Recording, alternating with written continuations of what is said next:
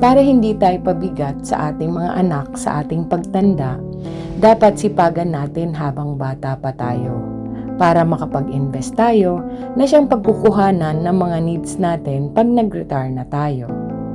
Para meron tayong financial freedom, para may peace of mind tayo, para ma-enjoy natin ang ating retirement, at para mabigyan ng quality time ang ating pamilya. Imagine, kung tayo ay pabigat o aasa sa mga anak at apo, di rin nila mapaghahandaan ang kanilang future. Di rin sila makakaipon. Di sila magkakaroon ng choices sa buhay. At di sila magkakaroon ng quality life. Magiging cycle yan ng pamilya. Anak, apo, at kaapu-apuhan patuloy na bubuhay sa mga magulang.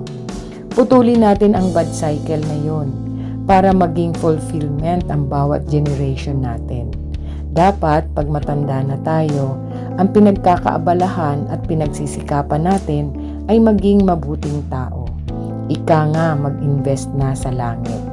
Paghandaan natin na makamtan ang eternal life. Yan ang magandang cycle na ipapamana natin sa ating pamilya.